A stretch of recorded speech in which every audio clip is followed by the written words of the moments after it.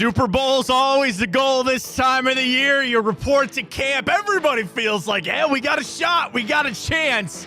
It's this season of optimism, and it's certainly that way for the Cleveland Browns as they break camp. We start things. I got to get tweets about who's running what drill at what time. I mean, listen, man, I love football. We all love football. I'm happy it's back. We get to talk about some things on the field. Whether that's better or not, I don't know. We'll get to the quarterbacks coming up, and I'm excited to do that on this week's show here with Ryan. We're going to run through our Call Your Shot training camp edition. We'll get to that coming up. We'll hear from Myles Garrett. They faked that raft thing, did they not? We'll get to that coming up. The new jerseys and the helmets are out. Guards, come on now. Hey, you don't get just a half a win because you beat bad teams.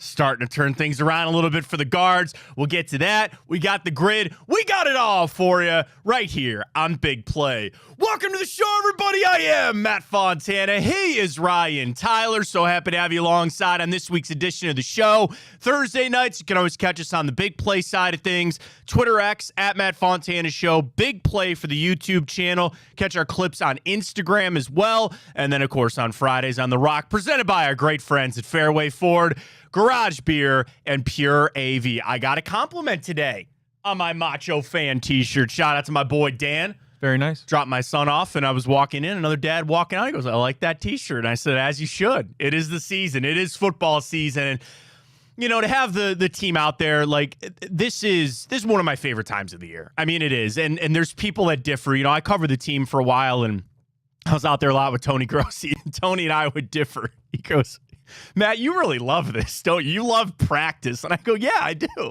I really do. I mean, I played football my entire life. There's something I enjoyed about going to practice, and I enjoy watching the pros practice. I think it's cool. Tony's covered 30. That's age Tony. I love Tony. But, you know, he's been out there so much that he's kind of like, it's just practice. But, you know, all things circle around the quarterbacks and kind of where we're at. We'll get to that coming up in a bit. But, you know, another part of this is just where this team is sitting right now. And there are people that are of the idea, listen, I think it's going to be a rough year for the Cleveland Browns. Wow, breaking news, right? It might be a rough go for the Browns.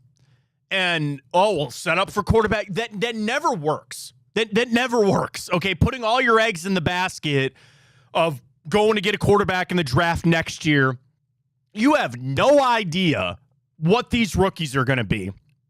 You have no idea what draft pick you're going to get and tiebreakers. And, okay, you got 2 first because of the Jags pick and all that. Don't do that. And at least for right now, please do not do that. Have some optimism about this football team. Would I rather them go 7-10 and have a mid-pick? Yes. I want them to win games. Tanking does not work in the NFL. You got some, like, you know, the Colts example, right? When Peyton Manning got hurt and they just happened to go bad and they got Andrew Luck. Find me other examples of that. Find and have the team built, by the way. You do have a built football team in a lot of spots. And I truly do believe the Browns are just a quarterback away from competing.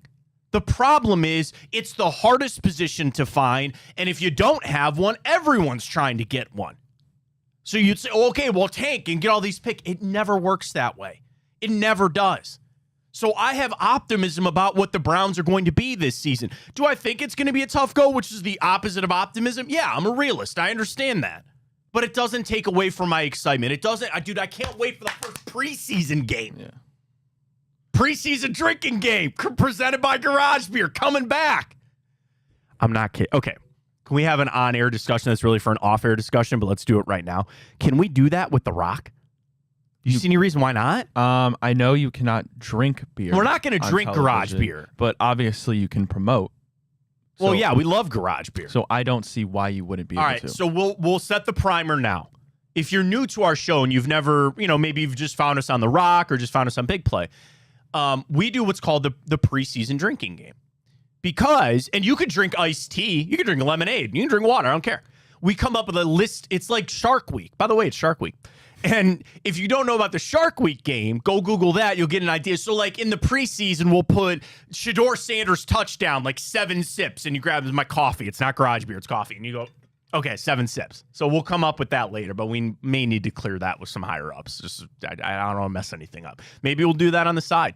There you go. Maybe we'll do it on the side, a little unsanctioned there for you. But the optimism comes back as well for the players. And let's hear from Myles Garrett. So Myles, he spoke yesterday in the open of camp, and it's kind of crazy to think about. We kind of forgot, and like it's been so long since he wanted to be traded, signs his deal. But he's back, and I thought there were some interesting things that he said about leadership. But the question was asked, Daryl Ryder asked him, about taking his play to the next level. Kind of what is that next level for Myles Garrett? Here he is yesterday in the opening of camp. I expect to get to the Super Bowl. That's our expectation every year. I expect to run back to Defensive Player of the Year. So, keeping both of those things in mind, I have to be the very best player I can be every single day, whether we're practicing or playing. As soon as I step in the building, I have to be the best version of myself and the best leader I can possibly. So he said, Super Bowl. That's the goal. I appreciate that. Run back Defensive Player of the Year. I hope that happens. And you saw that, you heard that part at the end where he threw in the leadership part. And I've debated with people, we've discussed a lot on the show. If Myles Garrett's not a true leader, doesn't want to be a leader, do not force him to be. But I do think for him to say that, maybe it's getting home to him. Like, for this team to get where we want it to go, you have to have some sort of leadership quality. You are the best football player on this team. You might finish out your career arguably as the greatest player to ever play for this franchise. And here's the thing, too, with that, and I know this often correlates. The best players obviously get paid the most money, but for Myles' case, outside of Deshaun Watson, of course, in that massive contract, but I'm not factoring that in, is Myles, you do have the biggest contract on this Browns team. You are now the second highest paid defensive end in football, third highest non-paid quarterback. I understand you might not have that leadership mentality in Myles Garrett, and clearly, or the will want to be a leader. But at some point, you do have to account the fact that you're making what I don't know. I'm not good at fractions, but that average about $40 million a year. I mean, that's a lot of freaking money, man. Yeah, no, it is 100%, and that's where that inherently comes with that. What's the line? It's like a Batman line. It's like with great. Power? Great power that's comes Spider-Man, great responsibility. Bro. That's Spoderman. Oh, yeah. That's it. It's Spider-Man. It's Uncle Ben. That's right. It's Uncle Ben. And Myles, has he not brought that up? Right. It's the Uncle Ben. It's not, sorry, I'm a Batman fan, but that's what it was. With great power comes great responsibility. With this money, with this status, with everything, I need you to do something. Do I need you to be in that locker room walking around and talking to guys and hyping them up? If that's not you, man, don't do that. But I really do think that statement from Myles, which is why I wanted to play it on the show this week, I think that was leadership and power. That was him saying, if you're showing up here thinking we're tanking, if you're showing up here to collect a check, that's not it. That's not how we're going to do things here.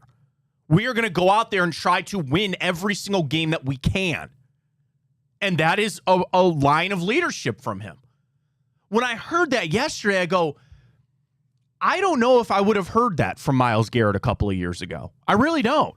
So there's growth there. There's growth on this team. There's things to be excited about with this team. And it's the opening of camp. It's always, again, one of the best times of the year. I know they don't have as many open practices. I remember the heyday. Back when it was no tickets, free for all. I took my brothers one time. I was in college. My college house is like a driver, like a golf driver. 2 streets down, 5th Street, right there in Berea. And I remember this. I was 20. I don't even know if I was 20. No, I had to have been 21. And then my brothers were like 16 and like 12. And I was like, guys, get in the car. Let's go. I want to go to take you to Browns camp. Ryan, we were in line at 5:30 in the morning. That line stretched all the way down Beach Street. And those gates opened. People just sprinted. They just ran and got seats. They ran to go to the locker room sale. Now it's all ticketed, and I get it, and it sucks because they got the joint practices. There's not as many practices for the fans. But I hope the excitement is still there for everybody. It's a great time. Now, the other thing about opening camp, we heard from Kevin Stefanski for the first time on the Quinshon Judkins situation. And I understand that he started by saying, I don't have much comment, they're gathering information, but I'm going to paraphrase what Kevin had to say when it was a follow-up question. This is something I take very seriously. We take very seriously. It's not something we want to be a part of. We want to be shining the light on good things that our guys are doing in the community. Having said that, the league mandates a certain amount of education in all areas, certainly in the area, domestic violence. And we decided to go above and beyond that, and we'll continue to do that. And if there's any more ways we can reach players in any area of education, we'll continue to do that. We mentioned on last week's show, great reporting from Mary Kay Cabot. The Browns went above and beyond on some of their DV education. They brought in DeAndre Hopkins' mom, who is blinded for life in a domestic violence situation. They brought in Lisa Friel from the NFL. And that's where I understand that this is going to be a topic. It's going to be until we get more information, and I know his court date is set, and he'll figure all that out, and then he'll come on back. But I just want to further how I feel about this with the Browns in relation to this. I think the Browns have done as much as they can do. And eventually you got to look at your players and your individual people and understand you can't be everywhere. He made a bad decision. From what happens from here, he's going to be suspended. There is in no world, I think, that he doesn't get some sort of suspension. So now does that shift your focus in training camp to watching Jerome Ford a little bit more, seeing what Dylan Sampson has? Do you think about going out and getting a free agent guy to bring in? We'll cross that bridge as we come. But, it's also kind of just unfortunately how the Browns have been. Like, training camp opens, there's excitement. There always seems to be something hanging overhead, too. There always seems to be something that's just kind of looming over top. So for right now, it's the Judkins situation. They'll gather more information, and they'll kind of take it from there. Speaking of training camp, I'm really excited to do this with Ryan. We got five call your shots for training camp. We'll run through each. We have it on the record. Can't take it back. When it's on the beautiful Rock Network and Big Play, Ryan, we can't take that back. It's out there. So run through some of our predictions coming up right here on the Fontana Show. I got a prediction for you. You need that new ride? I'm going to predict you're going to go to Fairway Ford. I can't guarantee you that. But what you should do is check out fairwayfordohio.com. They have an amazing fleet of vehicles with great pricing. The summer sale is still going on. You've been trudging through with that car that there's just so many things wrong with it. You need brakes. The AC is out, this and that. You can get into a ride that is new to you. The pre-owned lot is great, but certainly they have a lot of brand new vehicles over there at Fairway Ford. And you're going to get an amazing ride at an amazing price with an amazing service, amazing experience at Fairway Ford. And it's a short drive out to Canfield. They'll deliver anywhere. You go find that vehicle, that new Bronco, that new Maverick, that new F-150. That's the apple of my eye. I have an Explorer right now, and I love it. And it's like kind of life. It's funny. Some of our best friends, my wife's best friend from childhood, they stopped over yesterday and they go, Matt, we're looking at an Explorer. And I said, I got a place for it. And they were asking me, they're like, what do you think? And it was funny. Marty asked me, he goes, what, the third row? And I go, I couldn't live without it. I could not live without that third row seating that I have in my Explorer for the kids, for their gear. Even just sometimes I got to pick my niece and my nephew up. We took our niece to the zoo. It's nice just to pop up that third seat. Hey, pile in. We're going to the beach today. We're driving up to Cedar Point. Dude, I had 5 guys and all the gear you can imagine going to my brother's bachelor party fitted into my Ford Explorer. You need that extra space. You want the power. The gas mileage. I'm over 21 miles per gallon in an Explorer with a third row seating. They got it all for you at Fairway Ford. I'm telling you. And there's a lot of places you can go look at vehicles. What sets them apart is the people. They're 20 years, family owned and operated, a veteran sales staff. They have over 50 years sales experience combined of all their salespeople. Amazing service department. There's nothing else you could ever want. Just add them to your search, fairwayfordohio.com. And then when you go there, when you reach out, please tell them we sent you from us at Big Play. They'd love to have you. All right, it's time to call our shot. We'll do that. Training camp edition for the Browns. It all comes your way here. Fontana Show, presented by Fairway Ford, Garage Beer, and Pure AV. We'll call our shot next. The Big Play Sports Network is brought to you by Lake Spur Marketing, connecting your brand to the right customers. Visit lakespurmarketing.com today. Training camp is here. Let's call our shot. Somebody who's not going to be here is one of our questions on a Call Your Shot right here edition of Training Camp. Welcome back, Fontana Show, part of the Big Play Sports Network. I'm Matt Fontana. He's Ryan Tyler. You can always catch us out on The Rock on Fridays at 4 o'clock, and you might be watching that on a TV. You might be watching that on a smartphone, wherever you're at. Pure AV is the place to go, though. I mean, imagine your whole home right here on your phone. Lighting, air conditioning, smart home. I mean, I think about that a lot because we used to have the smart thermostat and it broke, and I mean to get a new one. But like, imagine the efficiency that you would have. There's nobody home during the day. All right, well, I'm going to set a schedule right here on my phone. Oh, wait, I'm driving back home. I'm on my way home. I'll be home in 20 minutes. Boom, pop on the app, crank that AC down a couple notches there. You're going to need it. It's going to get hot, right? Pure AV, it is endless on what they can do for you when it comes to the home automation. And it's gone so fast. Ryan, think about like 10 years ago. We didn't have all this cool stuff that you could have in your home now. It's not even just the audio visual side. It's the home automation side of it. And you could do it all in one. Like, I'm telling you, Pure AV, they are experts in so many different areas to be able to get you done what you're looking for. You want to get that golf simulator? That'd be nice. And right now, you're not really thinking about it because it's nice out and get outside and play. Dude, we're going to have a middle of December. It's going to be -4. And you're like, I'd like to go swing right now. Get that golf simulator, put it in your garage, your basement, wherever you need it. But even just some smaller, quote unquote, stuff. Yeah, you're thinking about that home automation, or you want to get that nice gift for the basement, get everything all set up. Pure AV can do it for you. And the same thing, maybe you've got some stuff installed and it's not working properly. Or maybe it wasn't installed all that well. Or maybe try to do it yourself and it doesn't work, or it's fallen off the wall. Pure AV can fix anything as well, even if they didn't install it. PureAVcorp.com. You can scan that QR code and check them out. Tell them we sent you. They'll really hook you up with our friends at Pure AV. All right, Ryan, it is that time to run through Call Your Shot. So here's what it is. We have 5 different questions, superlatives, whatever you want to call it. Sure. And we're going to run through and call our shot for how we think training camp is going to pan out. All right, number 1. Kicker? No, quarterback. How's it going to go for the quarterback situation? This is how I think it's going to shake out. Joe Flacco's going to start week 1. I think they will find that trade partner for Kenny Pickett. You got Dylan Gabriel, Shedeur Sanders. Gabriel will be here too. Sanders will be here. And I got people just continue, they traded for Kenny Pickett. And I just continue to stand by. Yeah, because they didn't have any quarterbacks on the roster, and he was what was available. And if they were really, truly all bought in on Kenny Pickett, why did they go get 3 quarterbacks after him? That doesn't seem like it's a real confident vote of confidence for Kenny Pickett to say, yeah, man, really happy you're here. We think you're going to be starter, but we got to go get 3 other quarterbacks to come in here. Come on, let's read through this here. I think it's going to be Flacco. And I want to do this as respectfully as I can. Because like I said, I spent a lot of time out in Berea, and I loved my time out there, and I'm so honored and blessed to say that I was able to cover the Cleveland Browns. One of my favorite things I've done in my career.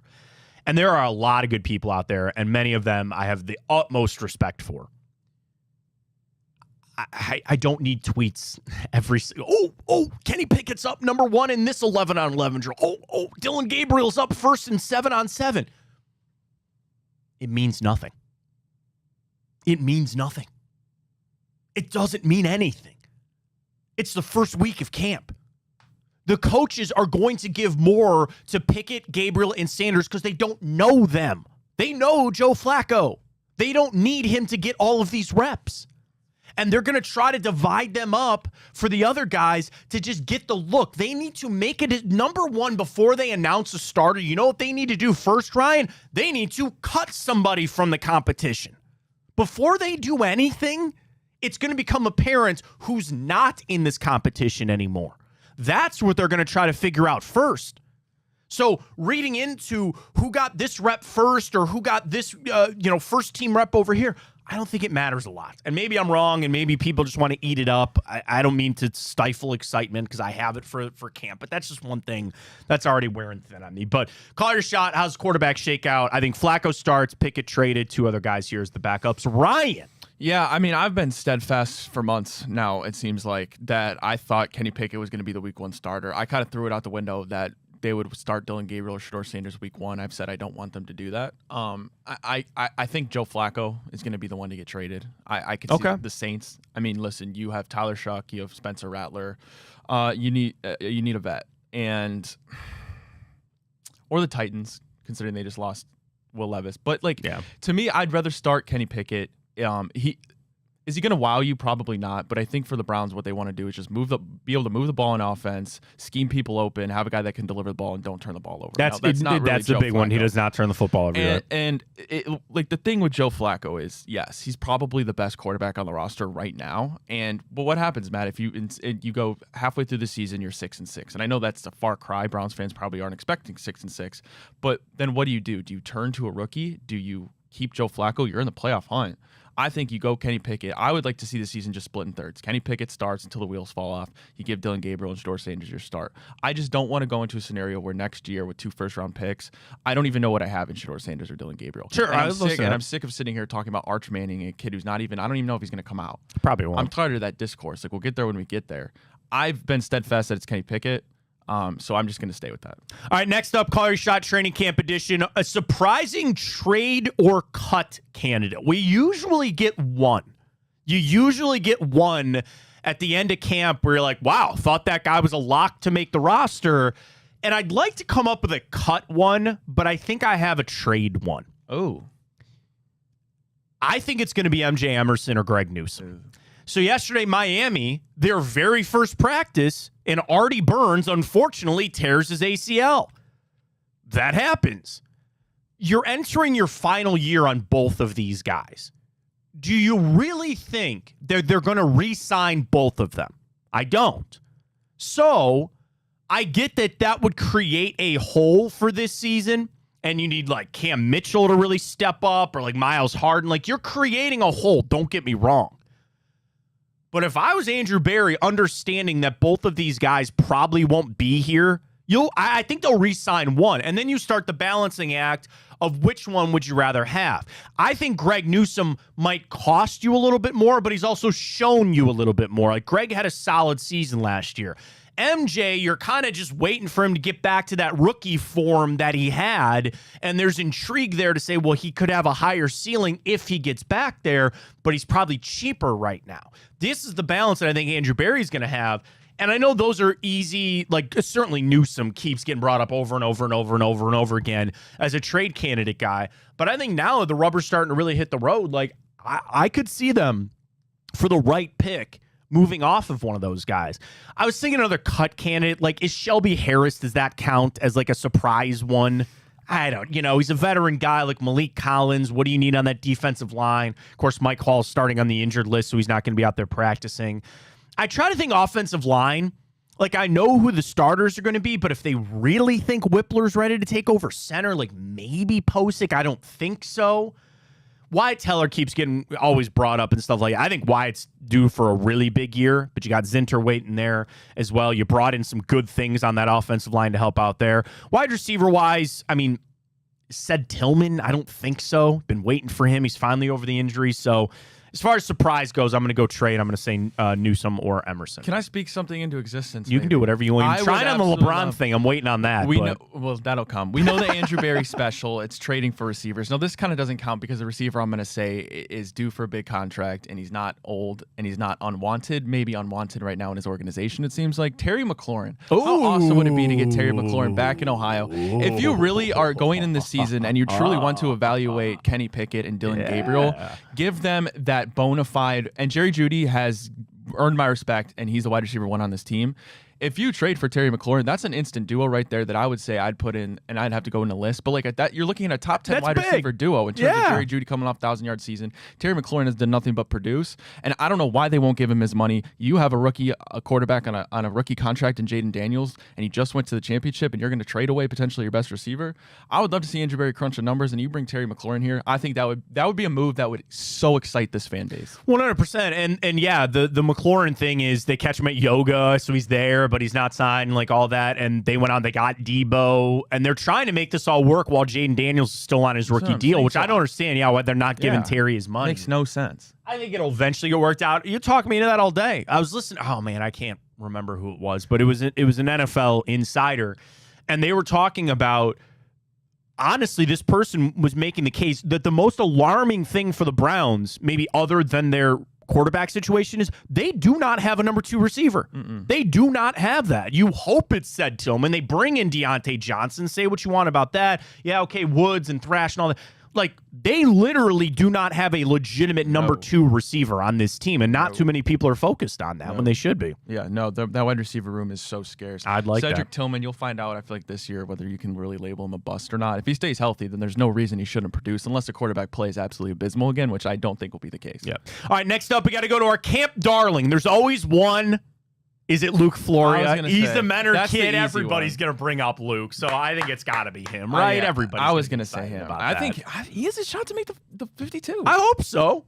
I certainly hope so. You know, it's usually like a skill position guy, like a running back that's usually out there a lot in the late of the preseason. I mean, how long are you going to hold on to the shell? McDonald, maybe? How long are you going to hold on to the shell of David Bell? The Browns already probably know what they have in Jamari Thrash out throughout last year. So, I mean, I could see him making it. DeAndre Carter, Caden Davis, I'm excited then. But I think Luke Floria, everybody's going to be rooting hard for him as they should be. Ryan, what are you most excited about for training camp? Like, is there something that you're really like, I can't wait to see this player. I can't wait to see this position group. I can't wait to see what? The biggest thing that I'm going to be watching probably, and it's going to be hard to really monitor throughout this camp because I'm not going to be able to tell if he's made any progress really, but DeJuan Jones. That's a great one. How big would it be if DeJuan Jones can come in here, losing weight, attacking the rehab, and just certify himself as that franchise left tackle? Not only would you not have to draft a tackle in the first round next year with one of those 2 picks, you'd feel confident in him there, but the fact that he's young, a fifth, like that's what Andrew Berry needs, is to find that late round gem that just blossoms into a franchise player. Yeah. And I think the best shot you have now is DeJuan Jones. That's a great one. That's actually making me rethink mine. That is a fantastic call. There is a lot. Now, they doubled down. I loved the Cornelius Lucas signing. I thought that was a great depth one. I like the Tevin Jenkins signing. They actually have really good depth on the offensive line again, which is great. But you're right. A lot hinges on him and Conklin even just staying healthy. But DeJuan Jones is a great one. My thing I'm most excited to see and what I'm zeroing in, back to the Kevin Stefanski offense. I just want to, and I hate to just keep piling on Ken Dorsey. I just want to flush that. I want to flush everything about that down, back to the ground and pound. You got to run short on the offense, getting David Njoku and the tight ends back going. Harold Fannin, very excited to see him. I want to know what it would cost to get Noah Fant here. He's going to the Bengals, I think. He's visiting with the Bengals anyway. But yeah, I mean, intrigue certainly there, but I'm definitely excited to see if we get back to that Kevin Stefanski offense. That's what makes me so sick to my stomach about this whole Quinshon thing. I mean, horrible incident what he allegedly did, but if you want to go back and pound the rock, Quinshon Judkins going to be that dude. Gotta have him. All right, thing you're most nervous for. I'm going to get a little into this. I don't know if people will buy it. Is Dustin Hopkins good? Is Dustin Hopkins? How are you going? Like, dude, when you were talking about cut candidates, I was going to ask you, how bad does Dustin Hopkins have to look in camp, dude, to completely derail it and go find a new kicker? When Bubba Ventrone came out in whatever it was, mini camp, and he goes, "Well, Dustin Hopkins is on a fresh slate." Why? Because he's some veteran? Did you watch last? Seriously? Why? Oh my God! Why can we not find a kicker? Why is it that the quarterback thing is one thing? Why can we not find a kicker? Drafted one, you signed the veteran guy. It's like a black hole. We thought Hopkins was it, now he's not. I don't mean to get angry about it, but it's like, dude, the kicking thing of just, we'll just set that aside. Not me. It's crazy. I know the quarterback thing, and I know some position battles that'll happen, but like honestly, I want to see Dustin Hopkins. They brought no competition for him in. Didn't they cut that Sismic guy again? Mm-hmm. Oh no, he's back because they got him when they got rid of Obo Okoronkwo. But anyway, whatever. Like, come on. We got to find a kicker, and I hope Hopkins can get back on that horse and be who he thought he was, but I'm zeroing in on that for sure. Yeah, I'm going back to the offensive line. It's just staying healthy because it's impossible to do anything with an unhealthy offensive line. You saw it last year. We mentioned the signings of Tevin Jenkins and Cornelius Lucas, which I think is really going to help, but you need that offensive line to stay healthy. Like, otherwise, you're not going to be able to do the Kevin Stefanski offense. There's just no way around it. Yeah. And again, it's camp. Injuries happen, so we got to avoid that in general, but it's camp. It's back. It's exciting. We got some new uniforms to go with it. Sure did. We've all gone swimming in Lake Erie. Somebody else did it. They didn't mean to. That's not true. We'll discuss that. We'll take a look at the new Browns uniforms next. Fontana Show presented by Garage Beer, Pure AV. Fairway Forward. Back after this. The Big Play Sports Network is brought to you by Smart Choice Windows. Energy-efficient products at an affordable price. Visit smartchoicewindows.com today. All right, if you watch the Big Play Cleveland show, you know who Reflog is. Everybody knows who Reflog is. He's all over this. I think the Browns got exposed trying to expose their new uniforms and helmets. Fontana Show right here on Big Play, of course, on The Rock on Fridays as well. Matt Fontana, Ryan Tyler. Let's play the clip. So yesterday, the Browns, they reveal their new helmet. You see the guy. Oh, why are you following the guy with the camera? It's because they knew he was going to fall in the water. So watch Chomps. Watch him when Chomps goes like that. Chomps knows bad acting. Watch this. Watch Chomps. Just stare at him. See? Oh, yeah, he gave it away. That's the smoking gun. That's not the reaction that's not the reaction. If Ryan, right. you and I were doing that and I saw you walk into the water, You'd just freeze. I'd be like, yeah. You know, and then he throws in the flotation device. Watch Chomps again. Watch him. Bad acting. I'm trying to see when he makes that final step. Watch his foot. He kicks up. Like we've all done that. He knows he's not ready to hit the ground. Yeah. Well, it worked. Everybody's talking about it. Everybody's exposing them, saying like you doofuses. Like they know it's not real. They know they tried to do that on purpose. I don't. What'd you think of the helmet? The helmet is fine. I'm not a fan. I love the uniforms. The helmet I could take or leave. The uniforms I love. The uniforms were tough. I'm not a fan of the helmets. To be straight up, I'm not. They got a color palette that's tough to work with. To me, the best helmet they ever wore was just when it was the orange and they had like the numbers. Yes, the old school, the Jim Brown like one, Jim Brown numbers, autogram ones. Because it was a different shade of orange. Yeah. They always try to darken the orange. I like the brighter, lighter one. I'm with you. I am. Kind of like this. Kind of like my shirt. Like the lighter, brighter orange. Yeah. I like that one a lot. Yeah, the helmet I could take or leave. The uniforms were well done. Nice. I thought those were well done. And it was funny. My group text with my good friends, they texted me and they're like, man, I can't wait to watch these on primetime. Oh, wait. The only primetime game we have is London. Yeah, seriously. And they're not even wearing it for that. They got a couple 1 o'clock games that they're going to be wearing. We're wearing them against I believe it's the Packers, the Dolphins, and the Jaguars. Yeah, that sounds about right. No, we don't play the Jaguars. No, what it's was the other team?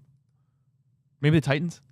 That sounds right. Yeah. Something like that. But they're kind of limited on their color palette, and it doesn't mean I want a full rebrand thing or what they're doing. But I'll tell you this: I'm always going to be a little easy on the uniforms because I went through the atrocities that was 2015. They were so gross. Those were some of the most disgusting uniforms I've ever seen. The only thing that I was excited about that era was they brought back the orange tops. I loved the orange tops, and I always will. Those uniforms, like I'm telling you, those will never be passed as the worst. So anything is going to be better than that. So I like the uniforms. Helmet was just fine. Let's not fake guys falling into Lake Erie. Let's just. There's no way that was real, right? No. Okay. No. Reflog was all over it. We get it going. You know who I think is real, though? The Guards! Come on now. 11-2 in their last 13. Well, we're recording this Thursday morning. We'll see how it goes. Showing some life. Don't do it, Chris Antonetti.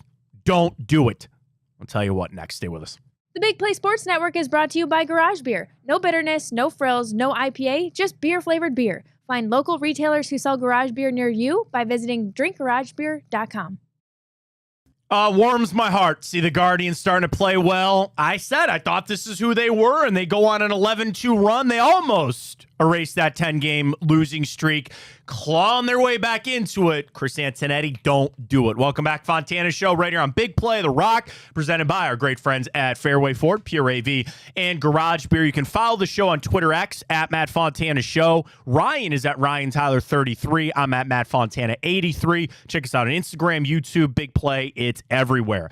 Guardians back in a little bit. And shockingly, it's some timely offense. They had an amazing stat. Matt and Rick on the broadcast had an amazing stat. And I'm going to butcher this, but live with me for a second here. It was like over this win streak, the Guardians have scored 42 runs with 2 outs. Wow. Okay.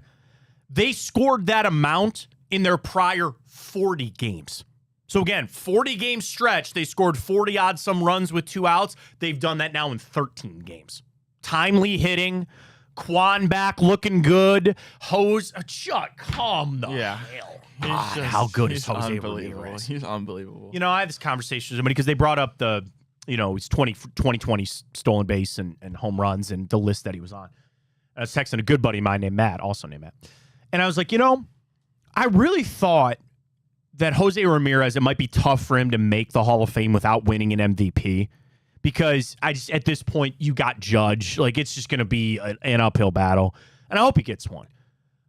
But continuing to watch how he's played at this juncture of his career, pretty much like Act 2 of his career, there ain't no doubt in my mind that guy's in Cooperstown one day. He is one of the best baseball players. And I think he's starting to finally get the respect that he deserves across the league. And I said this. Even in the 90s teams, people don't like when I said this, he's the best baseball player I've ever seen play for this team. I can't go back to Nap Lajoie. I can't go back to Bob Feller. But I tell you, man, he is a true five-tool player. He does everything for this team. And I'm so glad, again, I'm sure it was tough for him to sit out the All-Star game like he did, but to come out on this and see what he's done in this week since being off the All-Star break, dude, electric. He is so good. And I'm happy to see this team finally has a little confidence. I feel like they got a weight off their shoulders a little bit. I don't care. Okay, Baltimore can't pitch. That's not my fault. That's not my problem. I still get a win in the win column. You don't get a half a win because the teams you're beating aren't good. Everybody else gets to beat up on them. The Yankees get to beat up on them even more. They're in their division. I hope they make it. I really hope they make it. Do I think they're going to? I don't know. But I'm just so glad to see them playing the way that they are. Trade deadline, I'm sticking to it. Don't do anything. I know they're calling about Quan. You hang that phone up. Well, there might be a day that you can't pay Stephen Quan. I'll trade him then. You have 2 years of control for him. You have 3 for Emmanuel Clase. Why are these even conversations? Why? To get future pieces? You can compete next year. Why would I give up these guys when they're under control? To get more prospects? My prospects are getting hurt. They're not even getting called up. Chase the water. I don't want to say what I'm about to say, but I have to say it. I think I'm done. I can't put any more stock in a Chase the Lauder, man. Every single time. And it's different stuff. He had the thing in his foot, the metatarsal in his foot. Now it's the hamate bone in his wrist. Bazana's back. He's raking good. And it's not Chase's fault. It's nobody's fault, man. I hate this. I really do. Next year, when you call me when they call up Chase the Lauder. That's kind of where I'm at with him. It's frustrating. But, I don't want the Guardians you want to trade away Carlos Santana because you think it's something back, fine. I know Lane Thomas is on the IL. No moves. What do you need? The starting pitching is actually doing just fine. The bullpen's still good. And now your bats are showing up. You find me an outfield bat to plug in there every day in right field. I'm down for that. I'd like it to be Kyle Manzardo, but what did he do to Steven Vogt? What did Kyle Manzardo do to Stephen Vogt?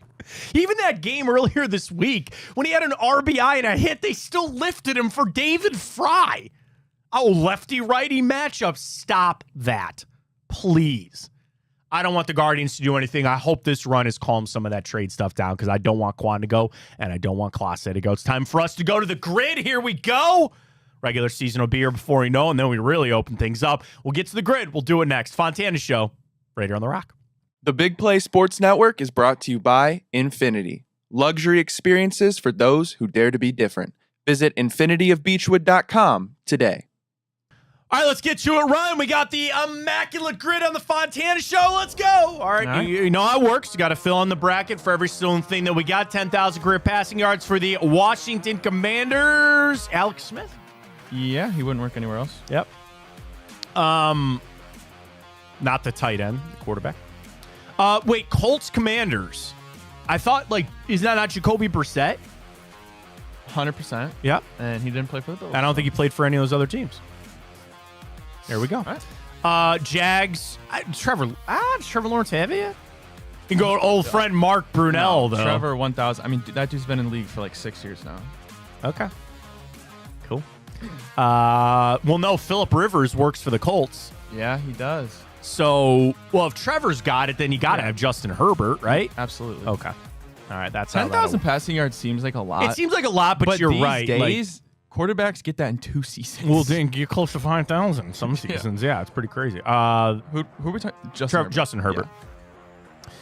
Justin Herbert is the guy. Okay.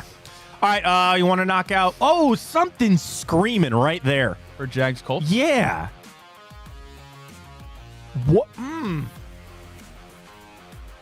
What is that? Nothing's screaming at me. Oh, something is just like, I want to say Ronnie Harrison, but I don't. Move on. Yeah, something's bothering me there. Commanders and I don't is know always what tough. it is. Commanders are always tough for us. Oh, we can use Von Miller when the season starts. Yeah, when the season starts. Pierre Garcon, did he play in Buffalo? No, I don't think he ever went to Buffalo. Matt Collins, I don't think so. Curtis Samuel. That's correct. Right? Well done. Yes. He didn't just get there this year, right? No, he was there last year. No, he was in Buffalo last year. You're right, Curtis Samuel. Good pull, Ryan. Very good pull. Well done. All right, Jags Buffalo. I want to say Paul Pluzny, the linebacker, Yeah, but I don't remember if he ever went to Buffalo. Frank Gore, he didn't play in Jacksonville ever, did he? No, because Carlos Hyde didn't Fred play in Taylor Buffalo, did he? Carlos Hyde never went to Buffalo, did he? Micah Hyde was there.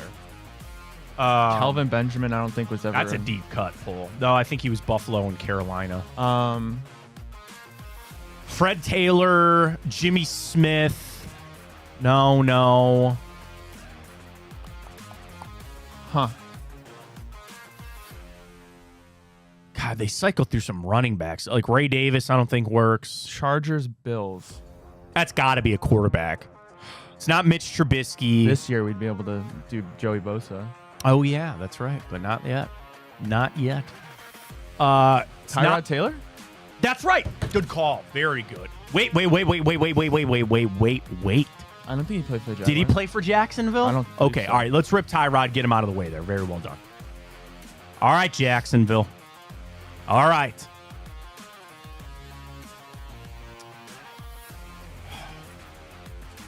I'm trying to think receivers that have run through there. Let's just run through quarterbacks. Okay. Blaine Gabbert. No. Gardner Minshew. Gardner Minshew. Well done. All right. Okay. All right. Yeah. Can always go to the kicker well. If we really need to. Sure. Well, hang on. Let's think quarterbacks here. Okay. So it's not Mitch Trubisky. It's not Ryan Fitzpatrick. Right? I don't think so. I don't no. think he played in Jacksonville. Did EJ Manuel ever go anywhere after Buffalo? Dude, that's a pull. I don't think so. Hold off on that one. Blake Bortles never went to Buffalo. Leonard Fournette. Allen Robinson. Allen Hurns. Ooh. I don't hate that I one. don't know if he went to Buffalo. Though. I don't hate that one. Sidney Moncrief. I don't think he was in Buffalo. I don't hate the Hearns one. I don't. Defensively, I mean, again, I just keep coming back to Pluzny. I can't tell you he didn't.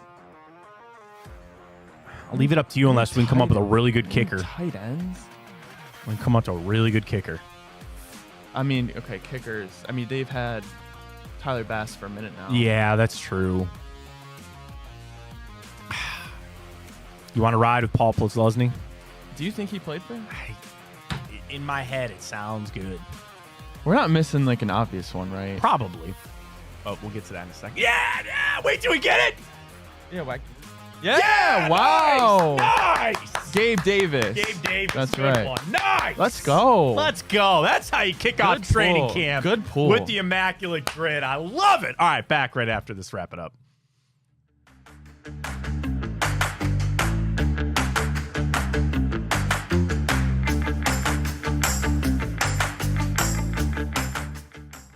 All All right, our Twitter. Wow, real quick. How Yeah, about- did you see that? Oh, man. No, Justin Fields Fields. carted off with an apparent lower leg injury. Not my guy. Not my. Oh, that sucks. Damn, Wow. dude, I'm telling you. There you go. That's Joe Flacco. There you go. That's There Joe you go. Flacco. That's Joe Flacco. Jets gonna come calling. Gonna come calling. There it is. They got a relationship with him. They know him. Not necessarily that, regime there. Welcome back. Fontana Show. You can follow us on Twitter at Matt Fontana Show. Our Twitter question that you put up, Ryan. I love it. After you've seen and had a night to think about the new helmet and color rush combo, do you like it, love it, or leave it? I'm going to go like it. I love the uniforms. Helmets are kind of ass, so I'm just going to go like it. Cast your vote on that, please, Ryan. What was the exact question? It was actually our social media people. Oh, social media. Now you've had a night to sleep on it. What's your honest take on the Browns helmets and color rush combo? I like the jerseys. I'm in the same exact boat as you. I like the it, love it, or jerseys. leave it? I don't love dark helmets in general. Yeah, I'm so not a big fan. Helmet, we could do some work on. Jerseys are just fine, so we love you. You can follow us on Twitter, X at Matt Fontana Show. As always, appreciate your support this week on the show. Thursday nights on Big Play, Fridays on The Rock, and we'll catch you next week. For Ryan Tyler, I'm Matt Fontana, and as always, take it easy.